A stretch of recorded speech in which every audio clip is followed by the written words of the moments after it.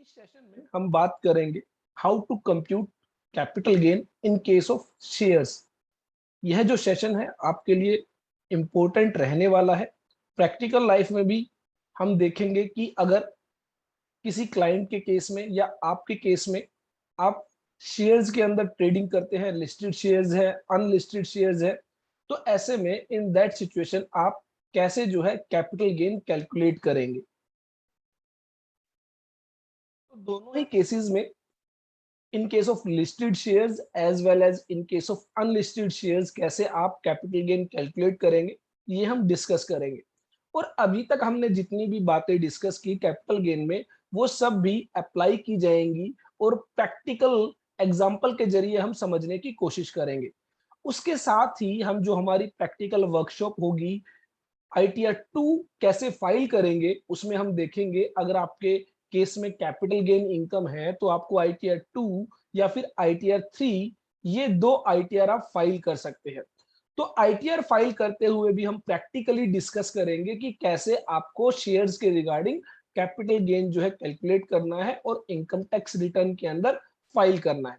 तो legal provisions हम अभी डिस्कस कर लेते हैं और आईटीआर 2 और आईटीआर 3 जब हम फाइल करेंगे तो वहां पर हम देखेंगे प्रैक्टिकली कैसे आप जो है शेयर्स के रिगार्डिंग अगर प्रॉफिट है, गेन है, तो उसको आप कैसे डील करेंगे। तो चलिए पहले हम बात करते हैं capital gain in case of listed shares. तो एक बात आपको ध्यान रखनी है जो अभी तक हमने डिस्कस की कि शेयर्स भी क्या है, कैपिटल एसेट है। तो अगर शेयर्स कैपिटल एसेट है तो अगेन पीरियड ऑफ होल्डिंग हम चेक करेंगे कि क्या वो शॉर्ट टर्म कैपिटल एसेट है या फिर लॉन्ग टर्म कैपिटल एसेट है। तो ऐसे में हमने देखा था कि इन केस ऑफ शेयर्स अगर वो लिस्टेड शेयर्स है तो पीरियड ऑफ होल्डिंग बताई गई 12 मंथ्स। अगर 12 मंथ से ज्यादा की पीरियड ऑफ होल्डिंग है तो वो लॉन्ग टर्म कैपिटल एसेट है, अदरवाइज वो शॉर्ट टर्म कैपिटल एसेट है अगर पीरियड ऑफ होल्डिंग 12 मंथ्स या उससे कम है। उसके बाद हमने देखा था अनलिस्टेड शेयर्स के केस में पीरियड ऑफ होल्डिंग बताई गई 24 मंथ्स। अगर 24 मंथ से ज्यादा समय के लिए उन शेयर्स को होल्ड किया गया तो वो लॉन्ग टर्म कैपिटल एसेट है, और अगर उनको 24 मंथ्स या उससे कम समय के लिए होल्ड किया गया तो इन दैट सिचुएशन वो क्या है, शॉर्ट टर्म कैपिटल एसेट है।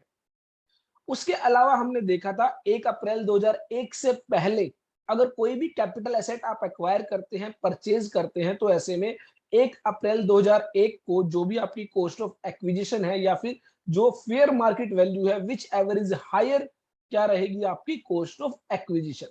तो ये सभी कॉन्सेप्ट जो अभी तक हमने डिस्कस किए वो हम अप्लाई करेंगे और अकॉर्डिंगली समझने की कोशिश करेंगे। उसके अलावा जो सबसे मेन बात आपको ध्यान रखनी है, इन case of listed equity shares अगर वो लॉन्ग टर्म कैपिटल एसेट है तो उस केस में इंडेक्सेशन नहीं किया जाता। जी हाँ, इन case of listed equity shares अगर लॉन्ग टर्म कैपिटल एसेट है तो आपका इंडेक्सेशन नहीं होगा।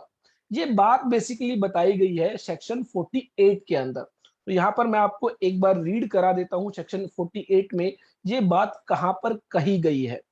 तो बेसिकली आप देखेंगे सेक्शन 48 के अंदर काफी सारे प्रोविजो इंसर्ट किए गए हैं। उन्हीं में से एक प्रोविजो है, provided also that nothing contained in the first and second proviso. तो जो आपका सेकंड प्रोविजो है वो इंडेक्सेशन की बात करता है, जिसको हम ऑलरेडी डिस्कस कर चुके हैं।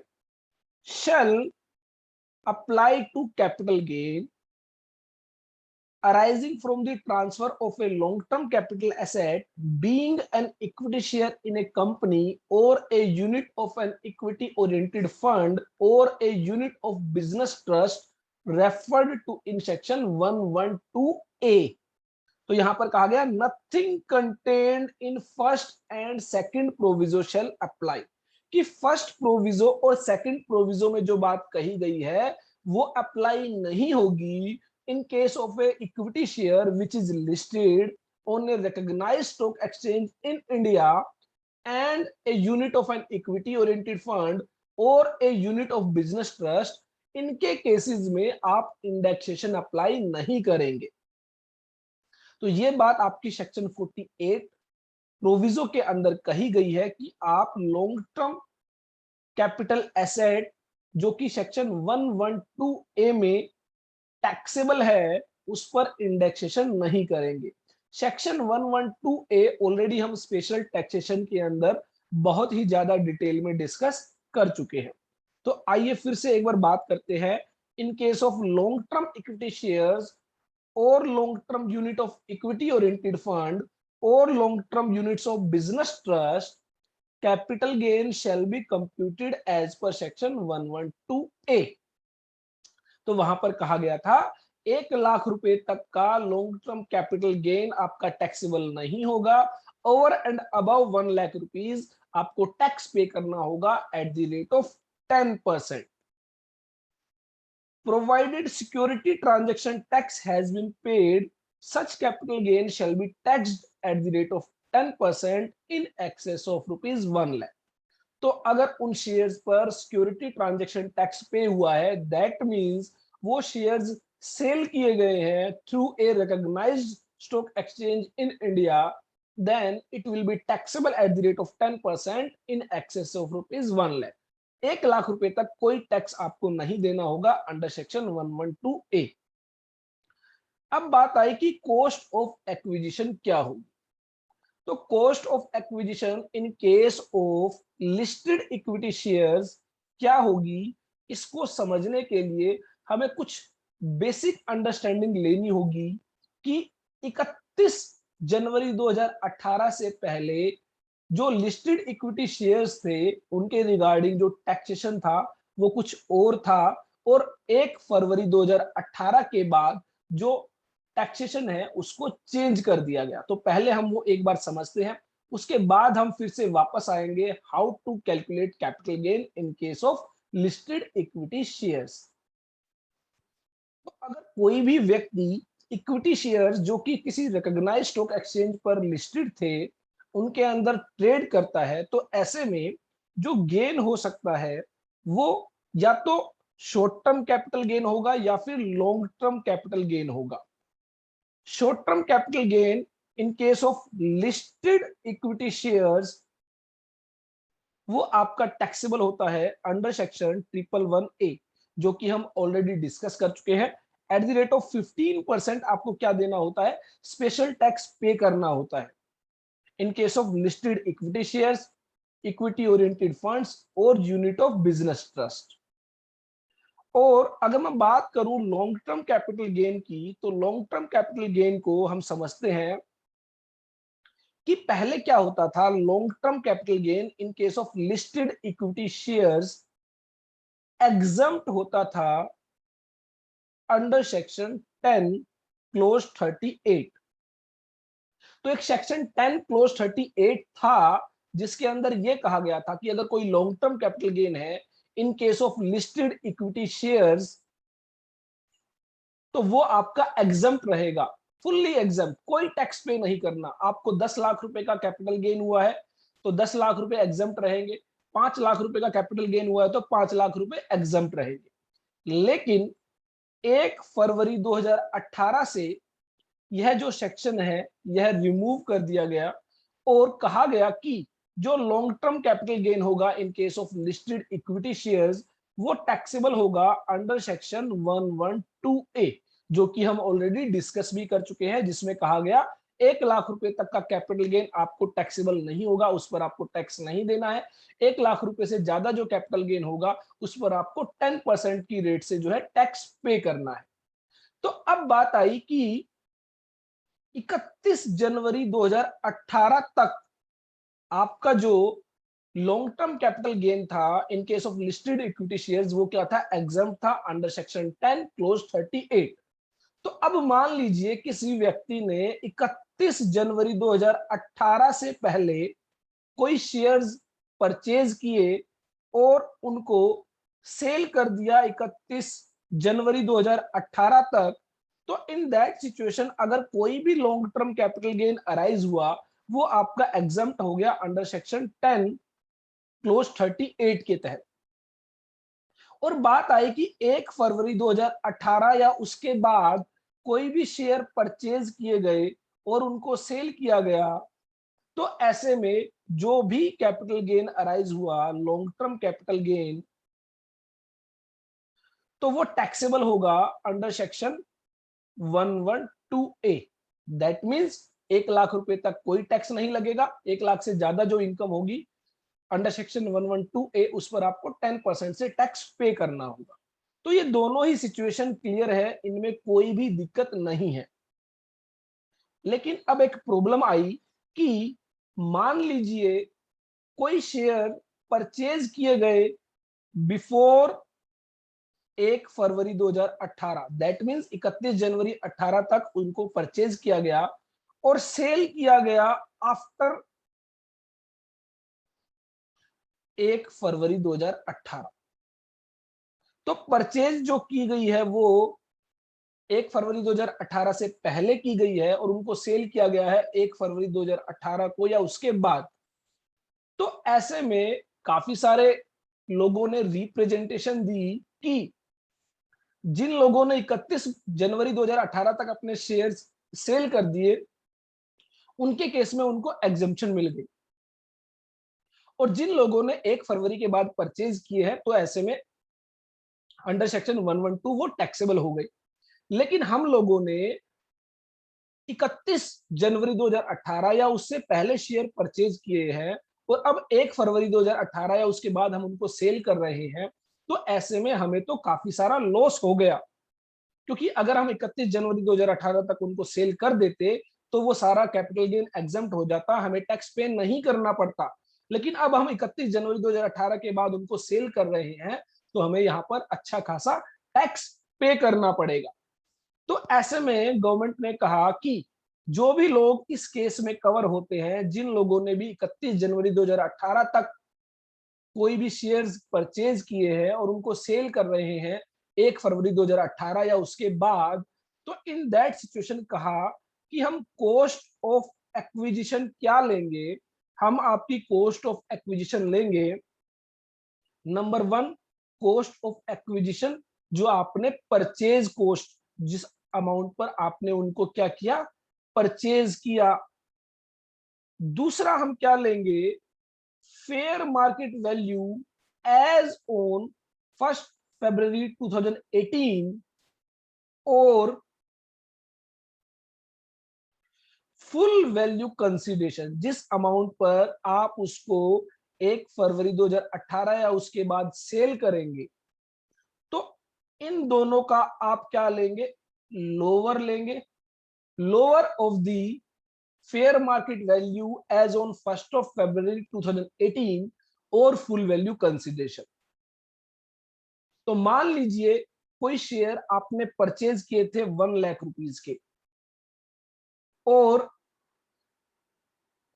Fair market value as on 1 फरवरी 2018 थी 1,50,000 रुपए और आपने उनको सेल किया 2 लाख रुपए में। तो ऐसे में कहा कि हम कॉस्ट ऑफ एक्विजिशन क्या लेंगे, फेयर मार्केट वैल्यू और full value consideration which ever is lower. तो लोअर यहां पर है 1,50,000 रुपए, और इसको आप कंपेयर करेंगे विद कॉस्ट ऑफ एक्विजिशन जो आपकी परचेज कॉस्ट है। इन दोनों में से जो भी हायर होगा, दैट मींस 1 लाख और 1,50,000, इन दोनों में से जो भी हायर होगा वो आपकी कॉस्ट ऑफ एक्विजिशन मानी जाएगी। दैट इज 1,50,000 रुपीज आपकी क्या होगी, कॉस्ट ऑफ एक्विजिशन। ऐसा किस लिए किया गया, गवर्नमेंट ने कहा कि अगर आप इसको 31 जनवरी 2018 को भी सेल करते तो ऐसे में क्या होता, हम उस डेट की फेयर मार्केट वैल्यू और full value consideration which ever is lower की अगर आपको कॉस्ट ऑफ एक्विजिशन दे देते, तो मान लीजिए आपने उनको परचेज किया है 1 लाख रुपए का, और अगर आप 31 जनवरी 2018 को इसको सेल कर देते तो उस दिन फेयर मार्केट वैल्यू थी 1,50,000 रुपए और आपकी कॉस्ट ऑफ एक्विजिशन थी 1 लाख रुपए, तो आपका प्रॉफिट होता 50,000 रुपए, जो आपका एग्जम्प्ट रहता, जो आपका एग्जम्प्ट रहता, जिस पर आपको टैक्स पे नहीं करना पड़ता। अगर आप 31 जनवरी 2018 को भी इसको सेल कर देते तो फेयर मार्केट वैल्यू उस दिन थी 1,50,000 रुपए, तो दैट मीन्स उस दिन आप कितने का सेल करते, 1,50,000 रुपए का सेल करते। और अगर 1,50,000 रुपए का सेल करते उस दिन और आपकी कॉस्ट ऑफ एक्विजिशन थी 1 लाख, तो आपका प्रॉफिट कितना होता? 50,000 रुपए, जो कि क्या होता? एग्जम्प्ट होता। और अगर आज आप सेल करते हैं, तो आप देखेंगे हमने आपकी कॉस्ट ऑफ एक्विजिशन कितनी रखी? 1,50,000 रुपए। तो दैट मीन्स कि हम ये मान के चल रहे हैं कि जो 50,000 रुपए का प्रॉफिट आपका उस दिन एग्जम्प्ट होता, वो एग्जम्पशन हम आज ही आपको दे रहे हैं, अगर वो शेयर 1 फरवरी 2018 से पहले परचेज किया गया है। तो आज आपने उसको 2 लाख रुपए का बेचा, 2 लाख रुपए में से आपकी कॉस्ट ऑफ एक्विजिशन हमने रखी है 1,50,000 रुपए। 31 जनवरी 2008 को आपकी कॉस्ट ऑफ एक्विजिशन थी 1 लाख रुपए, लेकिन अब आपकी कॉस्ट ऑफ एक्विजिशन है 1,50,000 रुपए। तो इसका मतलब ये जो 50,000 रुपए का डिफरेंस है, इस पर आपको टैक्स पे नहीं करना है। तो यहां पर हमारा जो लॉन्ग टर्म कैपिटल गेन आएगा वो आएगा 50,000 रुपए। और इस सिचुएशन में 1 लाख रुपए तक कोई टैक्स आपको नहीं देना होता है। तो दैट मीन्स यहाँ पर सेक्शन 112A में हमें कोई भी टैक्स पे नहीं करना पड़ेगा।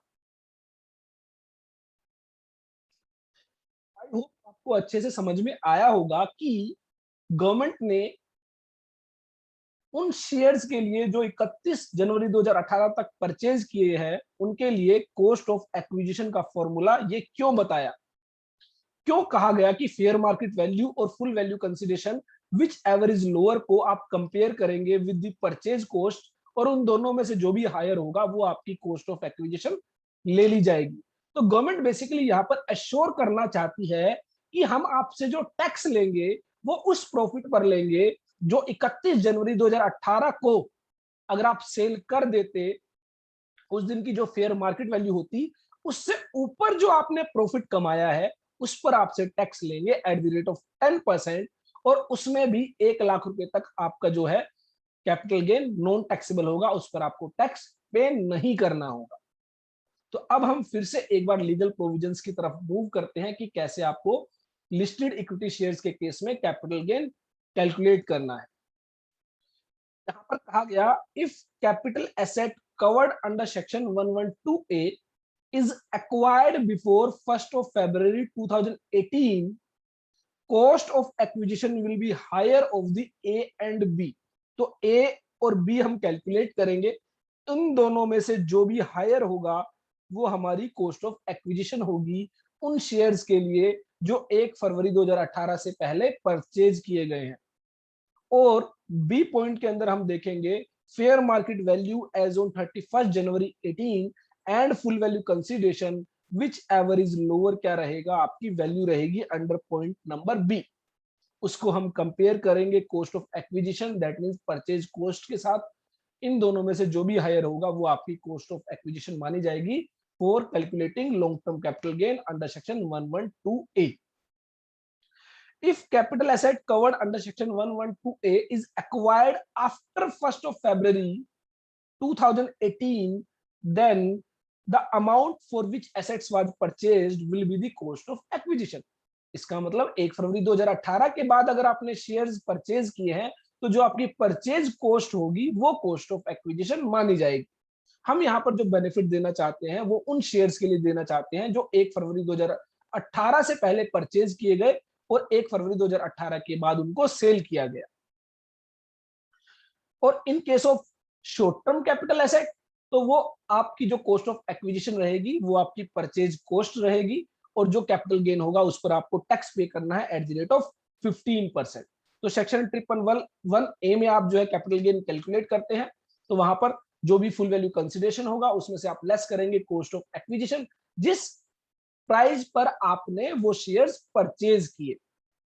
एक बात का ध्यान रखना है, हमने डिस्कस किया था इन case of shares first in first out method जो है यूज किया जाएगा for calculating capital gain. That means जो शेयर्स आपने पहले परचेज किए उनको आपने पहले सेल किया, और जो शेयर्स आपने बाद में परचेज किए हैं उनको आपने बाद में सेल किया।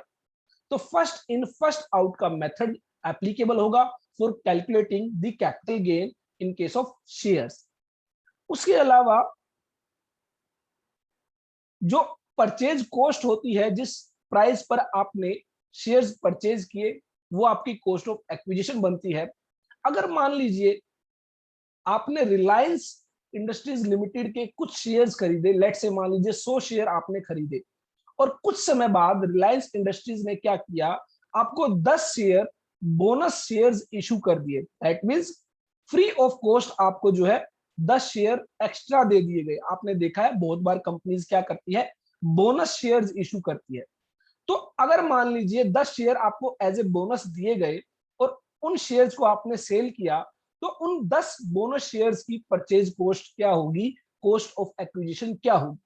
तो यहां पर कहा गया कि बोनस शेयर्स के रिगार्डिंग आपकी जो कॉस्ट ऑफ एक्विजिशन होगी वो नील होगी, जीरो होगी, क्योंकि आपने कोई भी अमाउंट खर्च नहीं की है उन शेयर्स को परचेज करने के लिए। इसके अलावा एक बात का और ध्यान रखना है कि बोनस शेयर्स के रिगार्डिंग, बोनस शेयर्स के रिगार्डिंग हमने देखा कि हमारी कॉस्ट ऑफ एक्विजिशन होगी वो नील होगी, जीरो होगी। रीजन बीइंग कोई अमाउंट खर्च नहीं की गई है by the shareholder to obtaining such shares.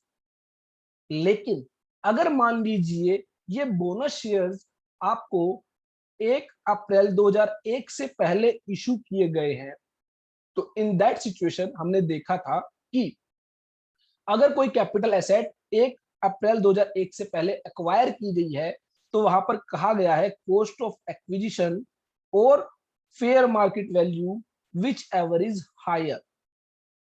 तो मान लीजिए आपको 10 बोनस शेयर मिले, उनकी फेयर मार्केट वैल्यू 1 अप्रैल 2001 को थी, लेट से 10 शेयर्स की वैल्यू थी 8,000 रुपए, और कॉस्ट ऑफ एक्विजिशन आपकी नील है क्योंकि बोनस शेयर्स के रिगार्डिंग कोई भी आपका जो अमाउंट है वो खर्च नहीं होता है।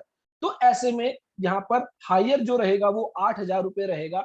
दैट मींस अगर बोनस शेयर्स 1 अप्रैल 2001 के बाद आपको मिले हैं तो उनकी कॉस्ट ऑफ एक्विजिशन नील होगी। लेकिन अगर बोनस शेयर 1 अप्रैल 2001 से पहले आपको मिले हैं तो कॉस्ट ऑफ एक्विजिशन और fair market value which ever is higher will be the cost of bonus shares. तो इसका मतलब 1 अप्रैल 2001 को जो भी फेयर मार्केट वैल्यू होगी वो आपकी परचेज कॉस्ट मानी जाएगी फॉर दी बोनस शेयर्स। तो ये एक आपको बेनिफिट यहां पर मिल जाता है अगर बोनस शेयर 1 अप्रैल 2001 से पहले आपको मिले हैं। In that situation cost of acquisition in case of original shares जो आपने परचेज किए हैं, the amount for which the asset was purchased will be the cost of acquisition. और अगर मान लीजिए आपने जो शेयर्स परचेज किए ओरिजिनली, मान लीजिए 1 लाख रुपए के शेयर्स आपने परचेज किए, तो अगर वो आपने 1 अप्रैल 2001 से पहले परचेज किए हैं तो अगेन आपके पास ऑप्शन है cost of acquisition that is purchase cost और fair market value which ever is higher. आप क्या ले सकते हैं, उन शेयर्स की कॉस्ट ऑफ एक्विजिशन ले सकते हैं। तो ये ऑलरेडी कॉन्सेप्ट हम डिस्कस कर चुके हैं कि 1 अप्रैल 2001 से पहले अगर आपकी कोई भी कैपिटल एसेट आप एक्वायर करते हैं तो जो भी आपकी परचेज कॉस्ट है और फेयर मार्केट वैल्यू है विच एवर इज हायर, आप कॉस्ट ऑफ एक्विजिशन ले सकते हैं। But if it was purchased before 2001, cost of acquisition shall be the amount for which it was purchased or its fair market value as on 1st of April 2001, whichever is higher। ये बताया गया original shares के regard. और अब बात करते हैं bonus shares के regarding. In case of bonus shares cost of acquisition shall be nil. तो कॉस्ट ऑफ एक्विजिशन क्या मानी जाएगी, निल। लेकिन बोनस शेयर्स आपको मिले हैं before 1st of April 2001, in that situation cost of acquisition shall be the fair market value as on 1st of April 2001। क्योंकि आपकी परचेज कॉस्ट तो नील होती है और फेयर मार्केट वैल्यू कुछ ना कुछ अमाउंट तो जरूर होगी, तो हमेशा फेयर मार्केट वैल्यू ही आपकी हायर रहेगी। इसलिए कहा गया कि in case of bonus shares जो आपको 1 अप्रैल 2001 से पहले मिले हैं, फेयर मार्केट वैल्यू आपकी कॉस्ट ऑफ एक्विजिशन मानी जाएगी। अब एक कॉन्सेप्ट होता है राइट शेयर्स का। जनरली कंपनीज क्या करती है, जो कंपनीज नए शेयर्स इशू करना चाहती है वो अपने नए शेयर्स को पहले अपने ओल्ड शेयर होल्डर्स को, एग्जिस्टिंग शेयर होल्डर्स को ऑफर करती है, जिसे कहा जाता है राइट इशू। और अगर वो ओल्ड शेयर होल्डर उसको परचेज करते हैं तो उनको एक डिस्काउंट भी मिलता है। दैट मींस राइट शेयर के अंडर जो है कुछ डिस्काउंटेड वैल्यू पर वो शेयर्स इशू किए जाते हैं। मान लीजिए मार्केट में वैल्यू है 100 रुपए, लेकिन कहा जाता है जो एग्जिस्टिंग शेयर होल्डर है वो 80 रुपए में उन शेयर्स को परचेज कर सकते हैं। तो ऐसे में राइट शेयर के केस में कहा गया कि जिस अमाउंट पर शेयर होल्डर उनको बाय करता है, परचेज करता है, वो मानी जाएगी कॉस्ट ऑफ एक्विजिशन। लॉजिकल भी है, जो अमाउंट शेयर होल्डर खर्च करेगा उनको एक्वायर करने के लिए, उनको परचेज करने के लिए, वो आपकी कॉस्ट ऑफ एक्विजिशन मानी जानी चाहिए। तो in case of right shares, cost of acquisition shall be the amount for which such shares have been purchased। तो जिस कॉस्ट पर वो शेयर परचेज किए गए जो है वो आपकी कॉस्ट ऑफ एक्विजिशन मानी जाएगी इन केस ऑफ राइट शेयर्स। तो ये आपका आता है इन केस ऑफ लिस्टेड शेयर्स। अब बात करते हैं अनलिस्टेड शेयर्स की। तो जनरली आप देखेंगे प्रैक्टिस के अंदर आपको जो है लिस्टेड शेयर्स ही देखने को मिलेंगे। अनलिस्टेड शेयर्स के अंदर बहुत कम ही लोग जो ट्रेड करते हैं। तो यहां पर हम बात करते हैं in case of unlisted shares आप कैसे कैपिटल गेन कैलकुलेट करेंगे। तो बेसिकली बताया गया कि in case of unlisted shares there is a chances of manipulations. जो आपके लिस्टेड शेयर्स होते हैं वो recognised stock exchange in India पर जो है लिस्टेड होते हैं और वहीं पर ट्रेड होते हैं। वहां पर आप प्राइसेस को मैनिपुलेट नहीं कर सकते, मतलब आप चीटिंग नहीं कर सकते। लेकिन इन केस ऑफ अनलिस्टेड शेयर्स आप चीटिंग कर सकते हैं, मैनिपुलेशंस कर सकते हैं। हो सकता है आपने शेयर सेल किए 1 लाख रुपए के, लेकिन अनलिस्टेड शेयर्स है, तो ऐसे में आप क्या करेंगे, आप दिखाते हैं कि आपने उनको 50,000 रुपए का सेल किया है। तो ऐसे में आप जो है इनकम को छुपा सकते हैं, कंसील कर सकते हैं और टैक्स की चोरी कर सकते हैं। तो इसलिए कहा गया कि in case of unlisted shares जो फुल वैल्यू कंसीडरेशन होगा वो होगा आपका fair market value on the date of transfer, on the date of sale. जिस डेट पर आप सेल करेंगे या ट्रांसफर करेंगे उस डेट पर जो फेयर मार्केट वैल्यू होगी वो आपकी क्या मानी जाएगी, फुल वैल्यू कंसीडरेशन मानी जाएगी। In order to ensure the full consideration is not understated, that means ऐसा ना हो कि आपने बेचे 2 लाख रुपए के, लेकिन आप उनको दिखाएं कि आपने उसको 1,50,000 रुपए का सेल किया है, तो इसको बोलते हैं अंडरस्टेटेड। तो in order to ensure the full consideration is not understated in case of transfer of unlisted shares, a new section 50CA has been inserted to provide that where the consideration received or receivable as a result of transfer of a capital asset being share of a company other than a quoted share, that means listed share, so that means unlisted company के shares हैं is less than the fair market value। अगर fair market value से कम value पर आप उनको cell करते हैं तो हम फुल वैल्यू कंसीडरेशन मानेंगे fair market value. That means fair market value है 2 लाख रुपए, आपने बेचा 1,50,000 रुपए का, तो गवर्नमेंट कहती है, इनकम टैक्स लॉ कहता है हम ये मानेंगे आपने उनको 2 लाख रुपए का बेचा है। The value of such share determined in such manner as may be prescribed। तो बेसिकली जो इसकी वैल्यू डिटरमाइन की जाएगी वो आपकी रूल्स के अंदर एक फॉर्मूला दिया गया है, उस फॉर्मूले के बेसिस पर वो वैल्यू डिटरमाइन की जाएगी। तो यहां पर अगर मैं बात करूं रूल्स की, तो रूल्स यहां पर आपको बताए गए हैं।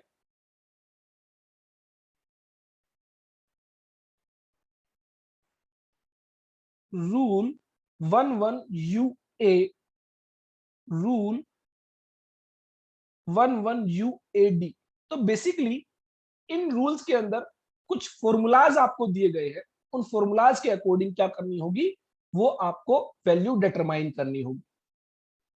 तो आपको एक बात का ध्यान रखना है कि जब भी कोई कंपनी के शेयर्स सेल किए जाते हैं तो आपको देखना है अगर वो लिस्टेड है तो ऐसे में आपको जो है according to the section 112A और according to the section 111A के अकॉर्डिंग जो है आपको कैपिटल गेन कैलकुलेट करना है।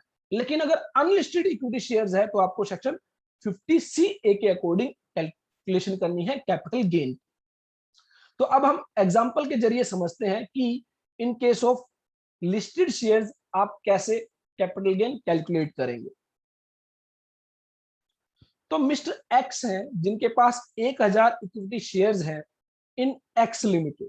एक्स लिमिटेड के इन्होंने 1000 इक्विटी शेयर्स खरीदे हैं और ये जो एक्स लिमिटेड है ये किसी रिकॉग्नाइज्ड स्टॉक एक्सचेंज पर लिस्टेड है। और ये जो इन्होंने शेयर्स परचेज किए हैं, ये शेयर्स इन्होंने परचेज किए हैं eight the rate of 15 rupees. तो दैट मीन्स 1000 इंटू 15, 15,000 रुपए के इन्होंने ये शेयर्स परचेज किए हैं। कब परचेज किए हैं? इन जनवरी 1998, जनवरी 1998 में परचेज किए हैं। तो दैट मीन्स 1 अप्रैल 2001 से पहले परचेज किए गए हैं। तो हमारे पास ऑप्शन है कि fair market value as on 1 April 2001 हम ले सकते हैं। See get 100 bonus shares in August 2000। अगस्त 2000 में इनको क्या मिले हैं? 100 बोनस शेयर्स मिले हैं। तो बोनस शेयर्स की कॉस्ट ऑफ एक्विजिशन होती है निल, लेकिन अगर आपने 1 अप्रैल 2001 से पहले उनको परचेज किया है तो ऐसे में fair market value as on 1 April 2001 will be the cost of acquisition in case of bonus shares. See again get 100 bonus shares, 1100 bonus shares by virtue of her holding on February 2005। तो सन 2005 फरवरी के अंदर उनको 1100 bonus shares और मिले हैं। तो जो 1 April 2001 के बाद बोनस शेयर मिले हैं उनकी कॉस्ट ऑफ एक्विजिशन होगी nil, zero. Fair market value as on 1 April 2001 is 25 rupees. तो जो 1000 शेयर खरीदे गए उनकी फेयर मार्केट वैल्यू हो जाती है 25,000। तो हम क्या करेंगे? कॉस्ट ऑफ एक्विजिशन लेंगे 25,000। सेम वे में जो बोनस शेयर्स हैं 100 बोनस शेयर्स, उनकी फेयर मार्केट वैल्यू हो जाती है 2500 रुपए। तो हम उन 100 बोनस शेयर्स की कॉस्ट ऑफ एक्विजिशन लेंगे 2500 रुपए। लेकिन जो 1100 बोनस शेयर है उनकी कॉस्ट ऑफ एक्विजिशन होगी निल, जीरो।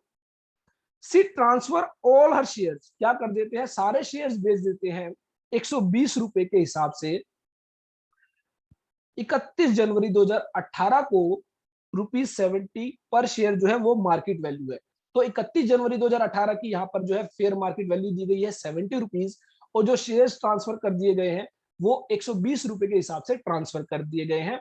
हमें क्या करना है? कंप्यूट करना है capital gain tax in assessment year 2021, और यह मानते हुए ये जो शेयर्स हैं ये एक लिस्टेड कंपनी के शेयर्स है, वो पहले हम डिस्कस करेंगे। उसके बाद हम डिस्कस करेंगे अगर ये शेयर्स किसी अनलिस्टेड कंपनी के होते तो क्या होता। तो पहले यहां पर कहा गया कि जो 100 शेयर्स, जो 1000 शेयर जो ओरिजिनल है वो हमने सेल किए हैं eight the rate of 120 per share. तो 1,20,000 रुपए की हमारी फुल वैल्यू कंसिडरेशन आ जाती है फॉर दी 1000 शेयर्स। हम अलग अलग कैपिटल गेन कैलकुलेट करेंगे, बोनस शेयर्स के लिए अलग करेंगे, जो है ओरिजिनल शेयर्स के लिए अलग करेंगे। तो यहाँ पर ओरिजिनल शेयर्स की फुल वैल्यू कंसिडरेशन हो जाती है 1,20,000 रुपए। उसके बाद हम क्या करेंगे? हम कॉस्ट ऑफ एक्विजिशन जो है वो लेस करेंगे। कॉस्ट ऑफ एक्विजिशन है, ध्यान रखें इन case of listed shares indexation नहीं किया जाता। तो यहां पर 1000 शेयर्स के लिए हमारी जो कॉस्ट ऑफ एक्विजिशन होगी वो होगी परचेज कॉस्ट और fair market value on 1 April 2001 which ever is higher. तो वो हमने देखा था 25 रुपए फेयर मार्केट वैल्यू है, तो 25,000 रुपए हमारी क्या मानी जाएगी? जो है वो मानी जाएगी fair market value as on 1 April 2001, और it will be cost of acquisition. फिर हमने देखा था लिस्टेड इक्विटी शेयर्स अगर 1 फरवरी 2018 से पहले परचेज किए गए हैं तो आप कॉस्ट ऑफ एक्विजिशन को कंपेयर करेंगे with fair market value as on 31 जनवरी 18 और full value consideration which ever is lower. तो यहां पर फेयर मार्केट वैल्यू है 70 रुपीज, जैसा कि यहां पर आपको दिया गया है fair market value as on 31 January 18 is 70 rupees per share. तो फेयर मार्केट वैल्यू के अकॉर्डिंग 1000 शेयर इंटू 70 रुपीज, तो 70,000 की हमारी क्या हो जाती है? Fair market value.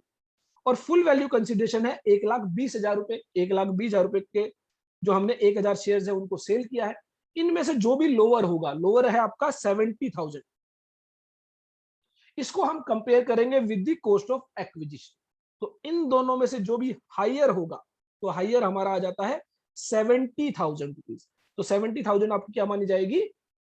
Cost of acquisition मानी जाएगी उन शेयर्स के लिए जो 1 फरवरी 2018 से पहले परचेज किए गए।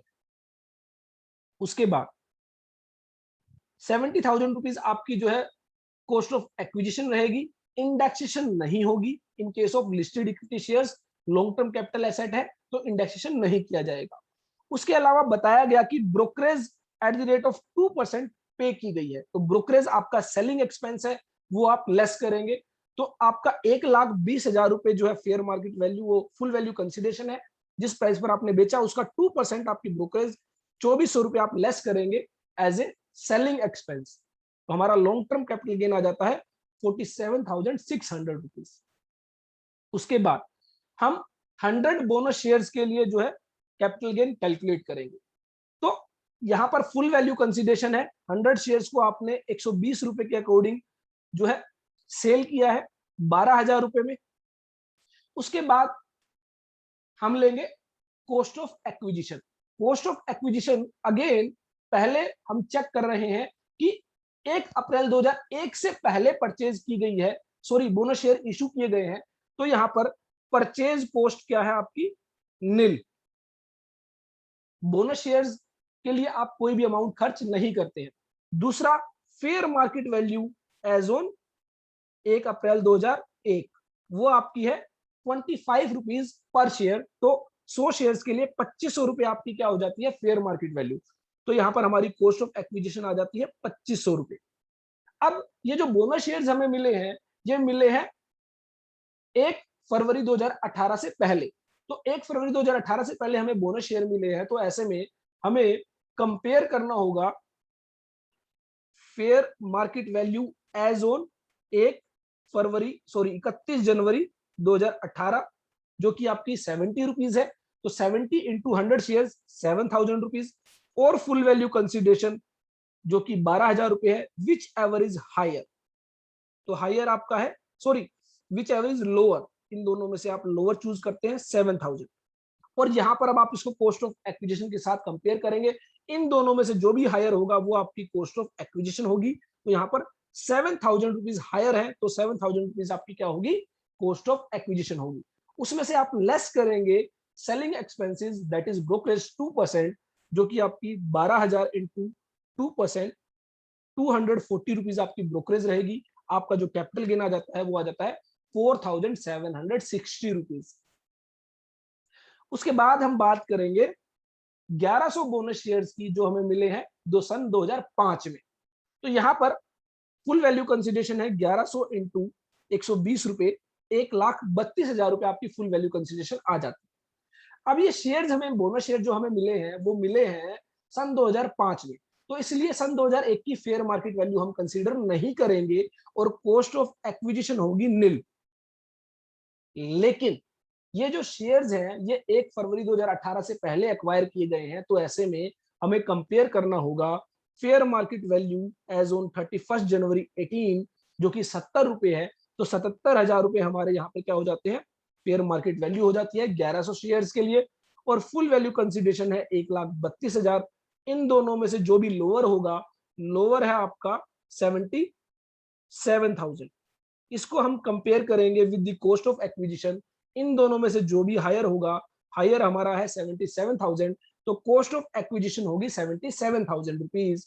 और यहाँ पर अकॉर्डिंगली जो 2% का ब्रोकरेज है 1,32,000 रुपए पर, वो आपका आ जाता है 2640, और आपका जो लॉन्ग टर्म कैपिटल गेन आ जाता है अंडर सेक्शन 112A वो आ जाता है 52,360 रुपए।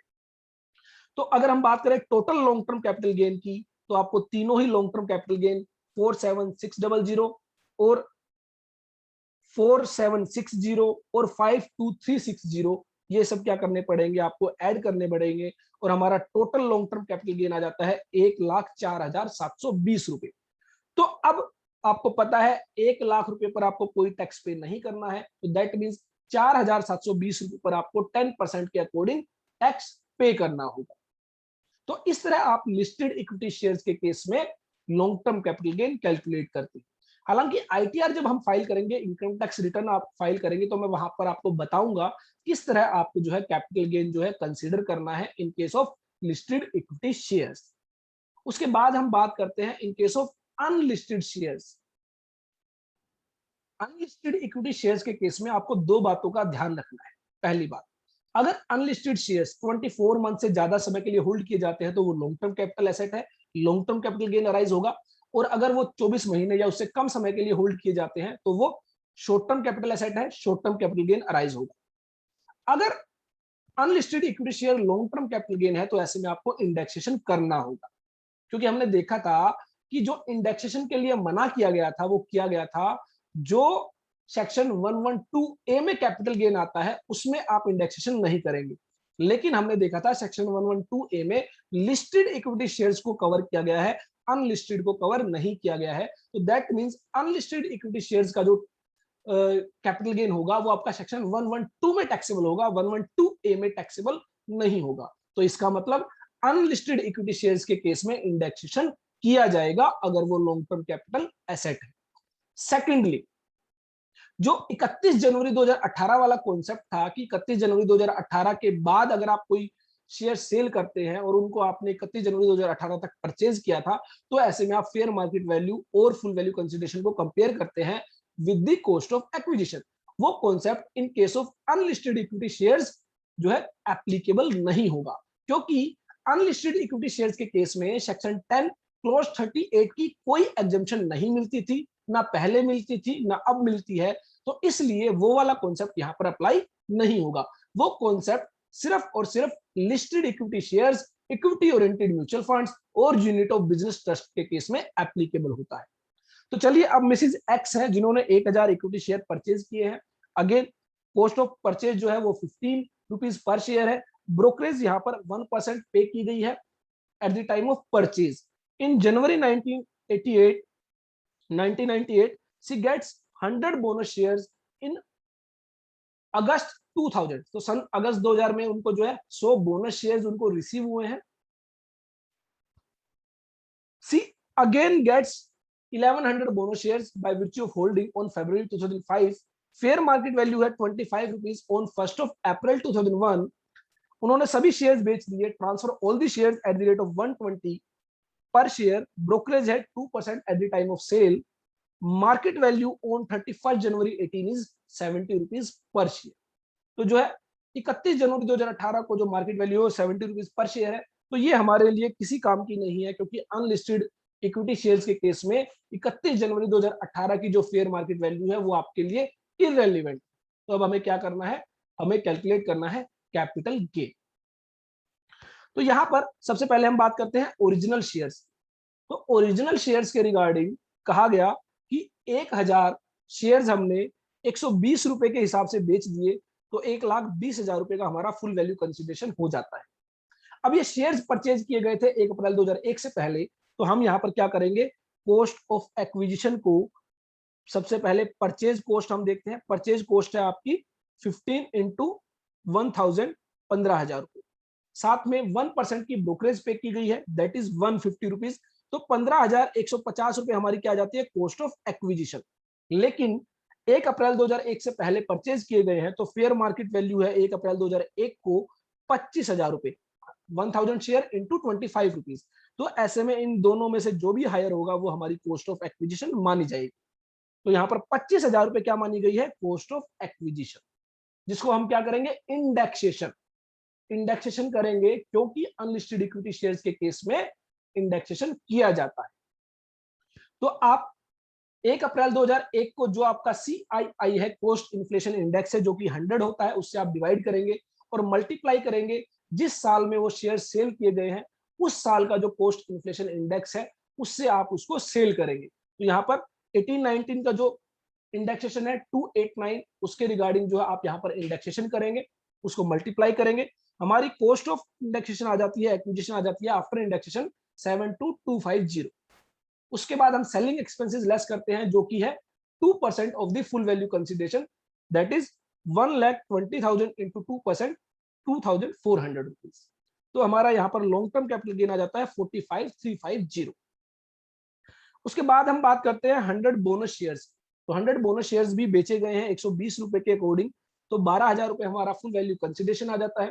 अगेन कॉस्ट ऑफ एक्विजिशन जो रहेगी वो, अगर 1 अप्रैल 2001 से पहले हमें बोनस शेयर मिले हैं तो fair market value as on 1 April 2001 जो कि है 25 शेयर्स इंटू 100 शेयर्स, तो 2500 रुपए हमारी क्या आ जाती है कॉस्ट ऑफ एक्विजिशन।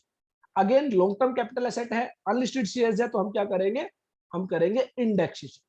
तो ऐसे में 289 इंडेक्सेशन है जिस साल में आपने उनको सेल किया है, और 100 जो आपका कॉस्ट इन्फ्लेशन इंडेक्स है उस साल का जिस साल में आपका आपने परचेज किया है। 1 अप्रैल 2001 से पहले अगर परचेज की गई है तो आप जो है सन 2001 और 2 का जो कॉस्ट इन्फ्लेशन इंडेक्स है वो यूज करते हैं, तो यहाँ पर 100 कॉस्ट इन्फ्लेशन इंडेक्स यूज किया गया है, तो आपका 7225 इंडेक्स कॉस्ट ऑफ एक्विजिशन आ जाती है। उसके बाद ब्रोकरेज पे की गई है 2%, तो यहाँ पर 240 रुपए आपकी जो है ब्रोकरेज आ जाती है, सेलिंग एक्सपेंसेस आ जाते हैं, आपका लॉन्ग टर्म कैपिटल गेन आ जाता है 4535। उसके बाद 1100 बोनस शेयर सेल किए गए हैं, 1100 इंटू 120 रुपए के अकॉर्डिंग 1,32,000 रुपए। अगेन 1 अप्रैल 2001 के बाद आपको बोनस शेयर मिले हैं, तो ऐसे में कॉस्ट ऑफ एक्विजिशन आपकी नील रहेगी, तो कोई इंडेक्सेशन नहीं किया जाएगा। फेयर मार्केट वैल्यू 1 अप्रैल 2001 की आप कंसीडर नहीं करेंगे क्योंकि आपको बोनस शेयर मिले हैं सन 2005 में। ब्रोकरेज आपने पे की है वो आप लेस कर सकते हैं 2%, 1,32,000 रुपए का 2640, तो आपका लॉन्ग टर्म कैपिटल गेन आ जाता है 129,360।